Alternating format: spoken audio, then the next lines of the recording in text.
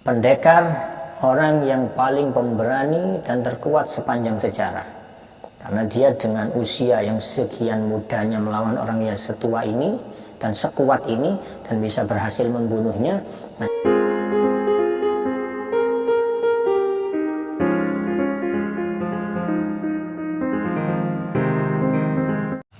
Ada orang Yahudi namanya Amr bin Wud, seorang yang sangat kuat, hebat, pendekar tangguh. Belum ada satupun orang yang bisa mengalahkan dia dalam peperangan, dalam pertandingan. Dia dijuluki Faris Yalel, artinya pahlawan malam. Pernah satu malam dia melakukan perjalanan sama beberapa sahabatnya. Di tengah jalan dihadang oleh 10 pembegal, 10 perampok. Para sahabatnya lari semua ketakutan. Dia tinggal sendirian menghadapi 10 perampok ini. Dan 10 perampok ini bukan orang biasa. Orang-orang kuat, orang-orang hebat yang biasa setiap hari atau setiap malamnya sering membunuh orang. Dihadapi sendirian sama Amr bin Wud. Dihadapi sendirian, ditumpas semua. 10 pembegal, 10 perampok ini lari semua, KO semua melawan Amr bin Wud ini. Saking kuat dan hebatnya Amr bin Wud. Jadi ahli bela diri dia. Bahkan pada waktu itu Sayyidina Umar ibn Khattab belum masuk Islam, sempat hampir juga tanding sama dia. Di pasar Sayyidina Umar menemukan pedang. Dia ambil pedang itu, kemudian tanya sama orang-orang sekitar situ, siapa punya pedang ini? Mereka jawab, itu punyanya Amr bin Wud. Oh, sudah, aku tidak peduli. Diizini, tidak diizini, pokoknya ini tak ambil aku. Dengar itu Amr bin Wud langsung marah. Langsung ngajak berantem sama Umar bin Khattab. Pengen tanding, pengen caruk kalau orang Madura. Orang-orang di pasar berunding. Bingung mau menghadapi 2 orang. Kalau 2 orang ini sampai berkelahi, 2 orang ini sampai berantem, bahaya nasib pasar kita ini, kata mereka. Bisa jadi pasar ini tidak rupa pasar di sana ini. Berantakan semua kalau sampai 2 orang pendekar ini tanding. Akhirnya masyarakat di pasar itu rembukan. Ayo wis kita rayu mereka berdua jangan sampai berkelahi. Akhirnya mereka ngomong sama Umar dan Amr ini, gini saja, sampai jangan sampai berkelahi sudah. Kita adakan lomba saja. Ya, apa lombanya? Lombanya disediakan unta 2. Masing-masing di antara mereka memukulkan panahnya dari atas punggungnya si unta ini. Siapa yang pedangnya ini sampai ke bagian paling jauh atau paling dalam dari unta itu, dia pemenangnya. Jadi jangan sampai berantem, karena kalau berantem bisa merusak tatanan ekonomi dan tatanan pasar masyarakat saat itu. Hanya setuju, Umar dan Amr setuju. Ya sudah, disediakan unta 2, masing-masing memegang pedang. Kemudian Umar bin Khattab dulu menghembuskan pedangnya, menghunuskan pedangnya, kemudian dipukulkan ke atas unta itu sampai separuh perut kuda, perut unta, jebret separuh. Baru kemudian Amr bin Wud memukulkan pedangnya ini, jeret, unta itu bisa jadi 2. Jadi dalam segi kekuatan Umar bin Khattab kalah sama Amr bin Wud. Akhirnya pedang itu kemudian dikembalikan ke Amr bin Wud karena Sayyidina Umar saat itu kalah, sehingga mereka berdua tidak sampai terjadi perkelahian. Dalam segi ini saja Umar bin Khattab kalah sama Amr bin Wud. Walhasil di saat itu belum ada satupun yang bisa mengalahkan Amr bin Wud. Ganas orangnya, siapapun takut. Kalau waktu perang-perang itu tidak pernah dia ngajak temannya terus keroyokan tidak pernah. Mesti musuhnya keroyokan, dia tanding sendirian, kalah semua. Nah, ketika waktu perang Khandaq, Madinah dikepung oleh orang-orang Yahudi. Sebelum itu ada Salman Al-Farisi, sahabinya Rasulullah SAW, usul kepada Nabi untuk membuat Khandaq, parit yang kira-kira 5 meter lebarnya, kedalamannya 2 meter. Supaya apa? Supaya orang Yahudi kalau mau masuk Madinah tidak bisa masuk. Mereka semua akan masuk ke dalam Khandaq itu dan tidak bisa naik lagi.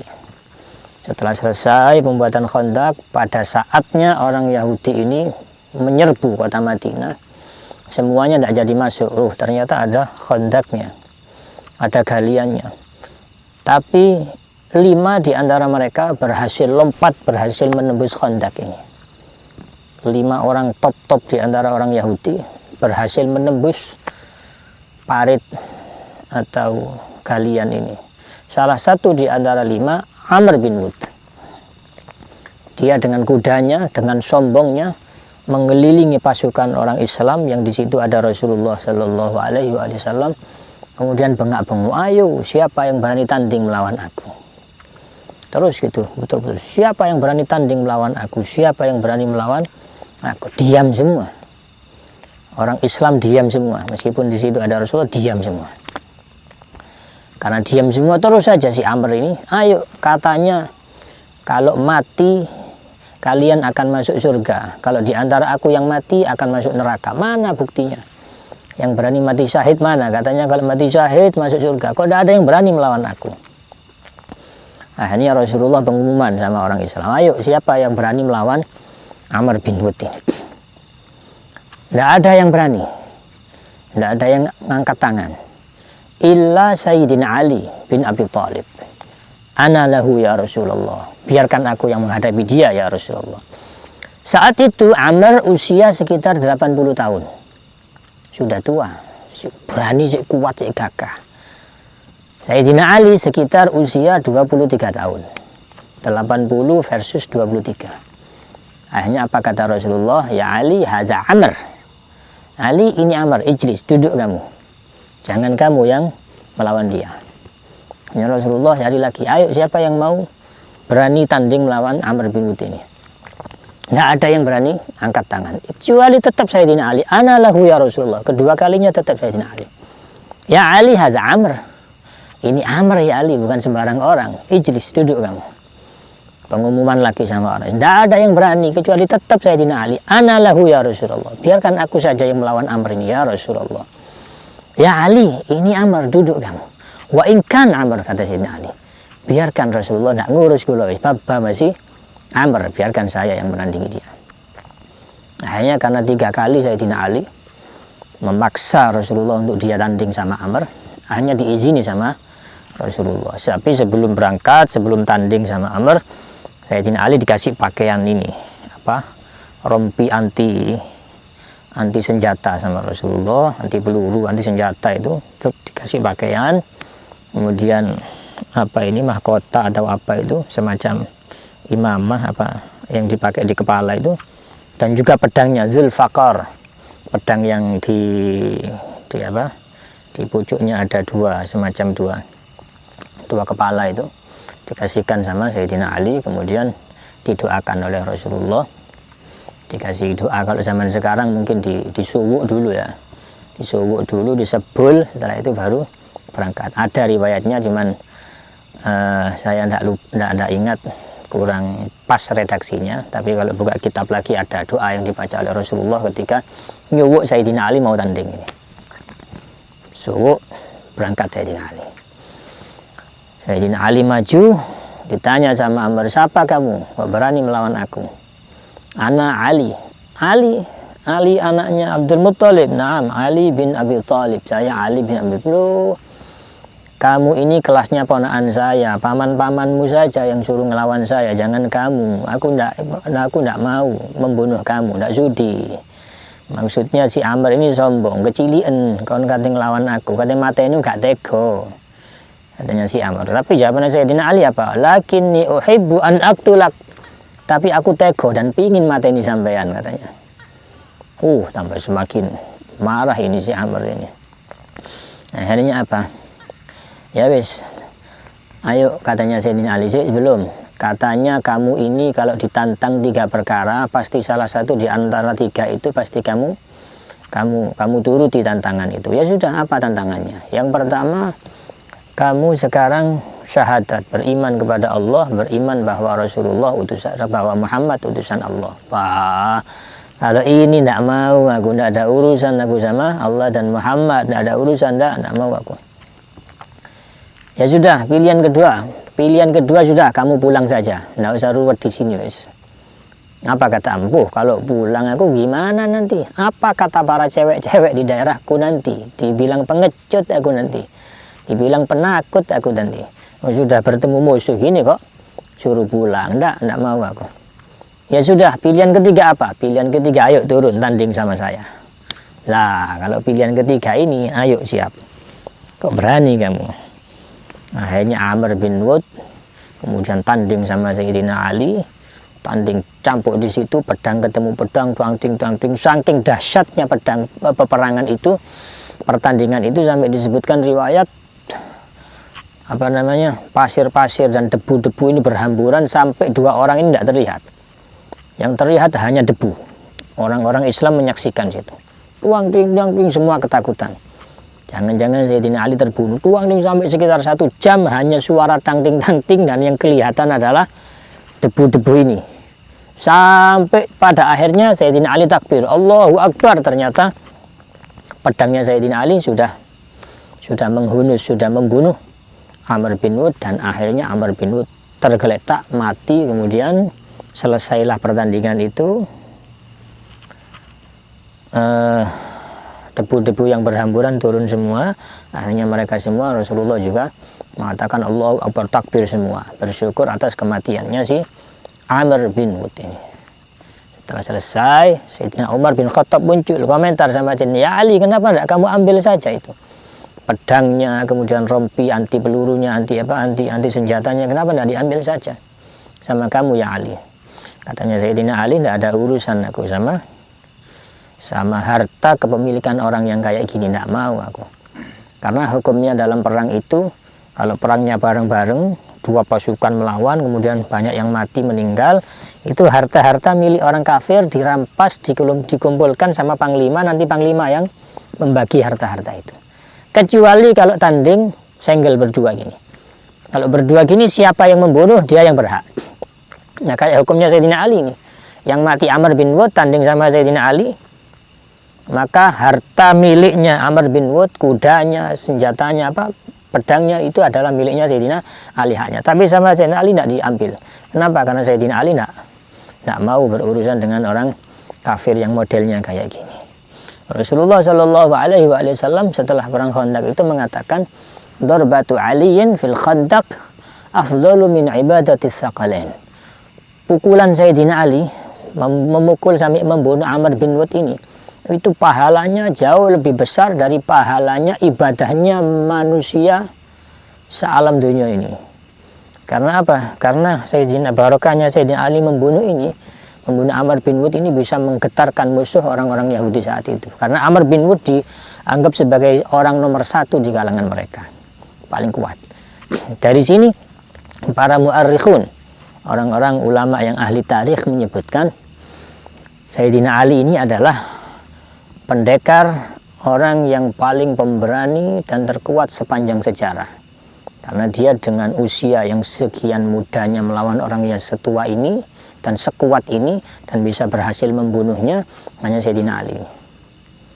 Satu riwayat, Al-Habib Umar bin Hafid melanjutkan kisah ini. Sayyidina Ali didhawuhi sama Rasulullah, ya Ali, ada orang yang lebih kuat dan lebih hebat daripada Amr bin Wud. Sayyidina Ali ta'ajab, loh masa iya ada ya Rasul? Saya kira saya ini sudah yang paling kuat bisa mengalahkan Amr bin Wud. Ada, kalau kamu ingin ketemu besok pagi setelah subuh, kamu ditunggu di bawah pohon kurma di sampingnya masjid itu. Oh iya, akhirnya besok paginya Sayyidina Ali menuju pohon kurma di situ, ditunggu, tidak lama datang orang tua seperti yang disifati oleh Rasulullah. Orang tua itu pakai surban, surbannya ditutupkan ke mukanya. Kalau zaman corona mungkin pakai masker, ditutupkan supaya tidak kelihatan wajah. Itu sesuai dengan yang disifati oleh Rasulullah. Sayyidina Ali ngajak tanding orang ini, seberapa kuat ini. Kalau katanya lebih kuat, lebih hebat daripada Amr bin Wad. Akhirnya Sayyidina Ali belum mencak. Sama saya sih turun kuda-kuda, turun masang kuda-kuda. Sayyidina Ali sudah dipegang, dilempar ke atas, dibanting Sayyidina Ali. Tidak bisa menandingi kekuatan dan kehebatannya orang ini. Siapa sampean? Sayyidina Ali penasaran terus tanya, siapa sampean? Akhirnya surbannya orang itu dibuka, subhanallah, kaget, begitu kagetnya Sayyidina Ali, ternyata orang itu adalah Rasulullah Shallallahu Alaihi Wasallam. Pantesan ternyata Rasulullah. Siapa orang yang lebih kuat dari Rasulullah? Siapa orang yang lebih hebat, lebih pemberani daripada Rasulullah Shallallahu Alaihi Wasallam? Sayyidina Ali orang yang paling kuat, ternyata di atas Sayyidina Ali masih ada Rasulullah Shallallahu Alaihi Wasallam. Satu riwayat menyebutkan, ana madinatul ilmi wa Ali babuha. Aku Rasulullah Shallallahu Alaihi Wasallam adalah kotanya ilmu dan Ali adalah pintunya ilmu. Sehingga dua orang ini adalah sumber ilmu. Sayyidina Ali kemudian menurunkan Sayyidina Ali menurunkan dari Sayyidah Fatimah Zahra binti Rasulullah, menurunkan Sayyidina Hasan dan Husain. Hasan Husain menurunkan keturunan-keturunannya sampai sekarang yang di Indonesia dikenal dengan habaib, dikenal dengan para keturunan Rasulullah, para habib, para yi. Rasulullah Shallallahu Alaihi Wasallam juga menyebutkan, taraktu fikum ma in tamassaktum lan tadillu ba'di abada. Aku meninggalkan di antara kalian dua perkara yang kalau kalian berpegangan dua perkara ini, kalian tidak akan tersesat selamanya. Apa dua ini? Satu riwayat menyebutkan dua ini adalah kitab Allah wa sunnati. Kitabnya Allah Al-Quran dan sunnahku, hadis-hadisku, kata Nabi. Al-Quran dan hadis, kalau kamu berpegangan tidak akan tersesat. Tapi ada riwayat lain yang dua ini disebutkan di riwayat yang lebih sahih daripada riwayat ini, yaitu di riwayatnya Al-Imam Muslim. Disebutkan kitab Allah wa itrati ahla baiti. Dua ini adalah kitab Allah Al-Quran, dan yang kedua itrati ahla baiti, yaitu keturunanku, keluargaku, yang sekarang disebut dengan habaib. Kalau kalian berpegang teguh sama Quran, kumpul sama habaib, ikuti fatwa habaib, insya Allah tidak akan tersesat selamanya. Karena di akhir zaman ini khususnya tidak ada yang lebih faham tentang Al-Quran, tidak ada yang lebih faham tentang hadisnya Rasulullah Shallallahu Alaihi Wasallam melebihi fahamnya para habaib, karena mereka mengambil dari orang tuanya terus sampai kepada Rasulullah Shallallahu Alaihi Wasallam.